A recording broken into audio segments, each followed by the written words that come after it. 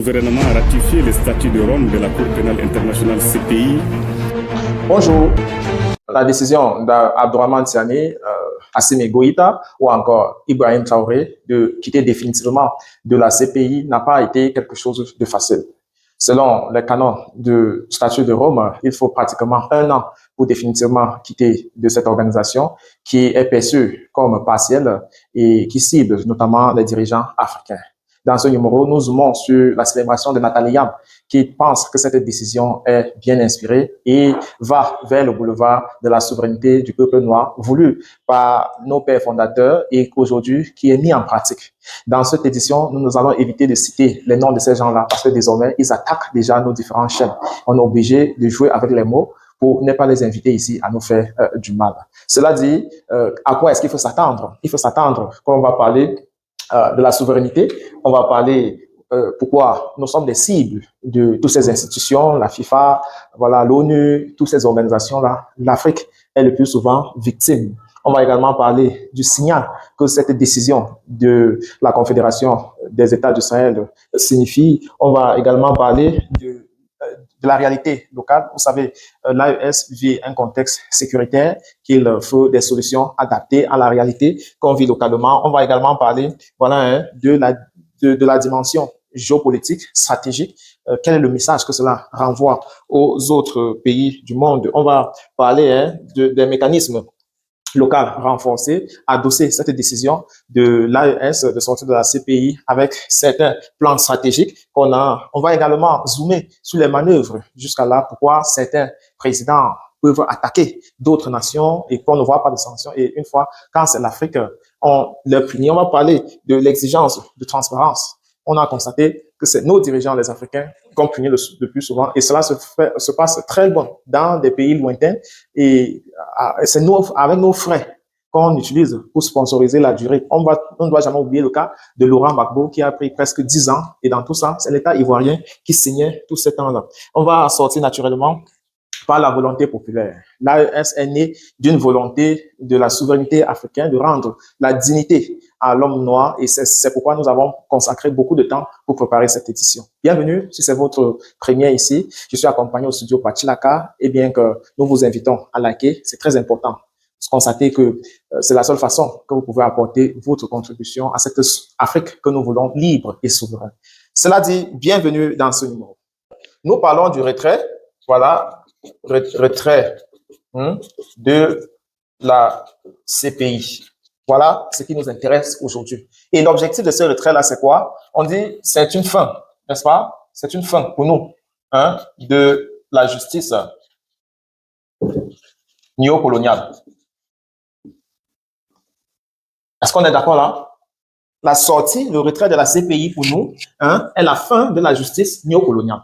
Parce qu'on a constaté, que tant qu'on se laisse juger par des personnes qui ne connaissent pas nos réalités, eh bien, en quelque sorte, on est toujours, victime de leurs décisions. Mais il nous a fallu beaucoup de temps. La CPI fait déjà plus de 10 ans qu'elle a été mise en place et on voit qu'elle a les yeux rivés seulement sur l'Afrique.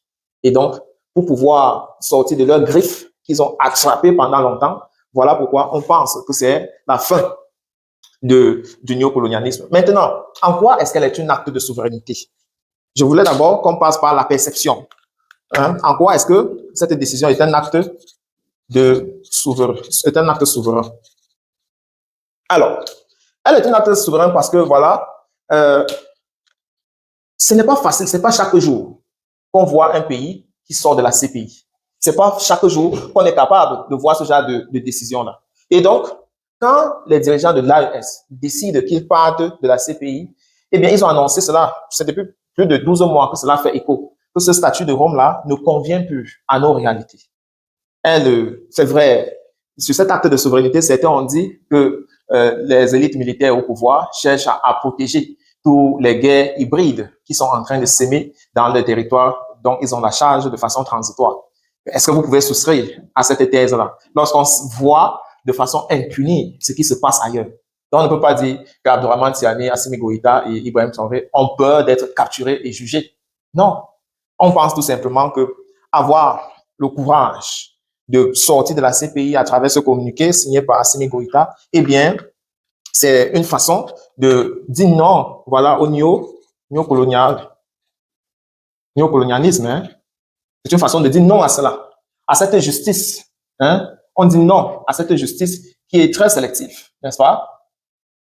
Depuis que Assimi Goïta, Abdourahmane Tiani sont arrivés au pouvoir, ils nous ont promis qu'ils étaient vers une marche vers la souveraineté. Et cet acte-là, nous la jugeons qu'on ne serait plus sur le jour, on doit plus se laisser juger par des personnes qui nous contrôlent, qui ont contrôlé nos parents. Et maintenant, le signal, c'est-à-dire après la perception qu'on a, on avait une perception que cette justice-là était taillée à la mesure des néocolons. Deuxième cas, c'est que on voit une justice, on a observé que c'était une justice à deux vitesses. Où les cibles, où on a les cibles qui sont les Africains, hein, et on a de l'autre côté on a les privilégiés. On a des personnes qui sont privilégiées. C'était ça, la justice à deux vitesses. On a attendu que Nicolas Sarkozy, par exemple, soit jugé par la CPI. On a dit qu'on ne devait pas citer le nom de ces gens-là pour éviter qu'ils ne nous sanctionnent ici. Mais on a vu des présidents en Europe, même jusqu'à aujourd'hui, en Israël, qui attaquent la Palestine, qui refusent qu'un article signé, voté par l'Assemblée générale de l'ONU en 1945 soit mis en œuvre plus de 70 ans après. Pourquoi? C'est ça qui fait, on se dit que cette justice-là, elle est très sélective. Elle ne garantit pas le droit pour les victimes. Cette justice-là, elle est très sélective. Elle ne garantit pas le droit pour les victimes. Donc, vous comprenez un peu. Maintenant, troisième, c'est donc le signal. Le signal que nous voulons envoyer, c'est un message. On va envoyer un message politique. Oui, que nous sommes matures. Un message politique très fort. Que quoi? Qu'on est mature. Qu'on peut se prendre en charge. Qu'on peut définir nos propres réalités et la vivre. Qu'on veut participer à l'émancipation de nos cultures. Donc, c'est un signal qui, certainement, connaîtront beaucoup d'échos. Hein? Beaucoup d'autres pays, beaucoup d'autres organismes vont déjà se sentir menacés. Parce que s'ils ne définissent pas les nouvelles règles qui s'y à nos réalités locales, eh bien, à un moment donné, on n'aurait pas d'autre choix que de sortir de ce carcan-là. Le quatrième message, très fort, c'est le contexte que nous vivons. Elle est un contexte sécuritaire. N'est-ce pas? Et ce contexte veut que nous adaptons nos solutions à nos réalités. Si vous constatez, c'est chaque jour qu'on vous dit qu'il y a des problèmes, hein, il y a les médias de ces gens-là, ici chez nous en Afrique, qui donnent les relatements des guerres, des attaques. Ils sont très forts pour dire qu'on a attaqué telle place, on a attaqué telle autre place. Mais ce qu'ils ne disent pas, c'est que les lois qu'ils décident, le plus souvent, ne respectent pas ce que nous vivons au quotidien. Dans un contexte de guerre, il faut adapter la justice selon les terroristes, selon la guerre asymétrique que nous vivons. Donc, c'est quelque chose que nous devons prendre tellement au sérieux. Ce n'est pas la blague. Donc, vous comprenez un peu que dans ce cas de figure-là, le contexte sécuritaire veut que nous repensons comment être jugés. Est-ce qu'on va juger les civils dans les tribunaux militaires? Est-ce qu'on va juger les terroristes qui réclament leurs attaques avec les forces de sécurité régulières? C'est autant de questions qu'on se pose. Et ce qui nous permet de saluer cette décision de l'AES. Maintenant, le cinquième message, c'est les mécanismes endogènes. Il faut rappeler que cette décision a été prise dans les 3 pays de l'AES de façon concomitante. Cela montre qu'il y a une volonté bien aiguë de l'autonomie. On veut se sentir de plus en plus libre, prendre des décisions qui sont quoi? Adaptées, qui sont adaptées aux réalités que nous vivons. N'est-ce pas? Donc, on va dire, c'est une décision sur le plan local. On cherche une décision, voilà, sur le plan local. On veut une décision sur le plan local, pas des choses importées. Parce que quand c'est importé, ça ne profite pas beaucoup aux citoyens lambda. Sixième chose, message qu'il faut retenir, eh bien, c'est sur le plan de la dimension géopolitique. Que fait la CEDEAO pendant que l'AES sort de la CPI? Hein? L'AES, dès le départ, a fixé le cap.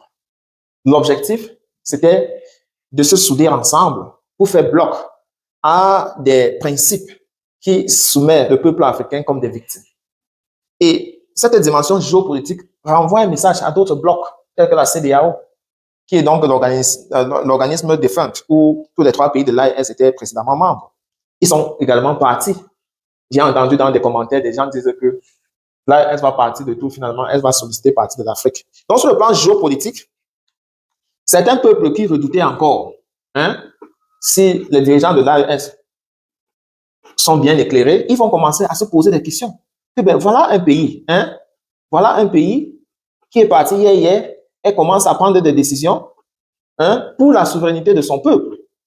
Donc, sur le plan géopolitique, ça va affecter d'autres nations. Je ne sais pas si on s'entend. Ça va affecter d'autres blocs régionaux, la Mauritanie, le Togo, le Bénin, le Tchad.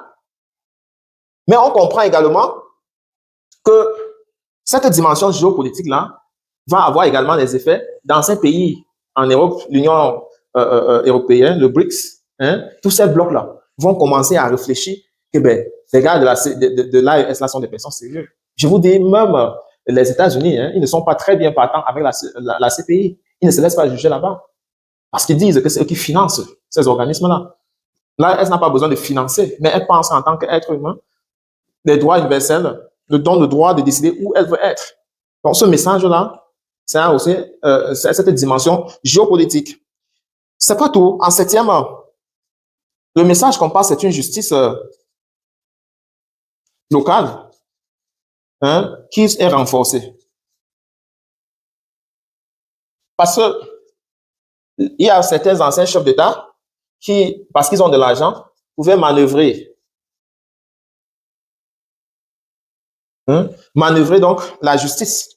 Monnayer, donner de l'argent, ce qui devait rendre cette décision difficile. Donc, on veut renforcer donc cette justice locale et pour qu'elle soit beaucoup plus proche des victimes. Il faut que cette décision-là se rapproche des victimes.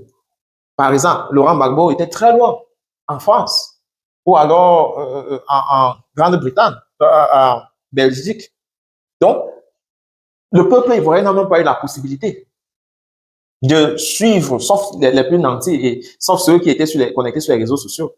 Or, les territoires où ils ont commis les crimes doivent assister à leur procès pour que cela, en quelque sorte, passe le message.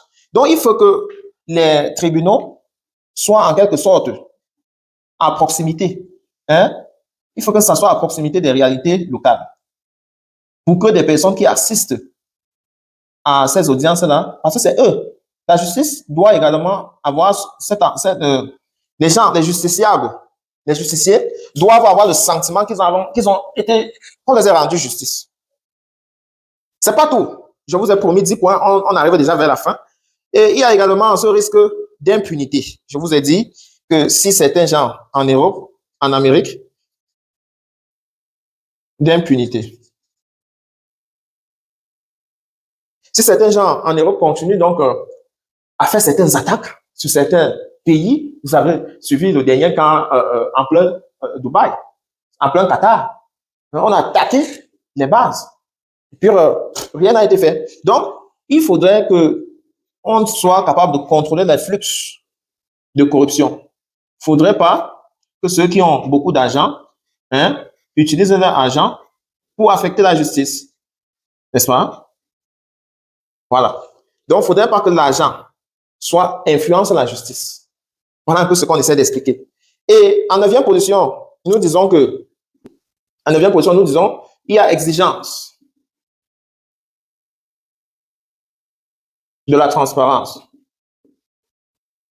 La véritable raison pourquoi l'AES dénonce le néocolonialisme, c'est parce qu'on n'a pas le sentiment qu'il y a indépendance.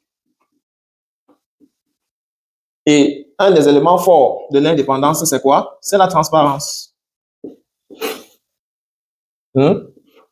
Faudrait que les pays qui sont dans un cours ressentent en réalité que la Cour a dit le droit.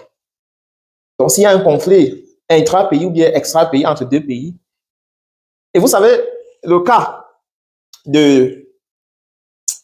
entre le Mali et l'Algérie, où la CEJ, la Cour internationale de justice, a carrément dit que, voilà, si l'Algérie ne reconnaît pas l'infraction qui lui est recommandée par le Mali, eh bien, elle ne peut pas lancer les procédures. C'est terrible quand même.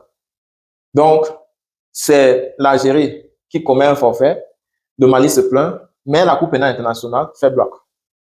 La Cour internationale de justice. Donc, vous comprenez que dans ces cas de figure-là, ça fait en sorte que la transparence, on n'a pas le sentiment que cette justice-là, elle est indépendante. Et vous savez également, la justice n'est pas rétropédale. On sait également qu'il y a les cas des injustifiés du Mali, c'est-à-dire il y a les cas de Mali à la CPI. Donc, cette décision n'entre pas dans ce processus-là, parce que la justice n'est pas rétroactive. Donc, elle prend effet dès la date de signature et va aller crescendo. 10e pour sortir, c'est enfin ce qu'on recherche tous, la dignité. La dignité retrouvée. Donc, c'est ça qu'on appelle la volonté populaire. Le peuple ne demande en réalité que cette volonté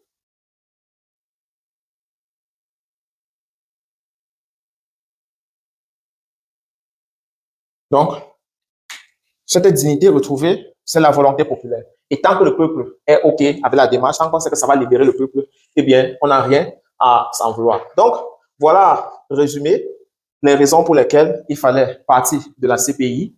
Et le but final, on est parti d'un constat que cette justice, elle est à plusieurs vitesses pour aboutir à une volonté populaire. Tant qu'on voit les réactions dans les commentaires, on sent que le peuple est content. Et cela rend les dirigeants de l'AES heureux. Dites-nous ce que vous pensez de ce format. Juste pour rappeler que M. Tchilaka était derrière la caméra. C'est également lui qui est pour la production. Quant à moi, je vous donne rendez-vous d'ici peu. Prenez soin de vous, quoi qu'il arrive. Gardez le sourire et bien le bonjour.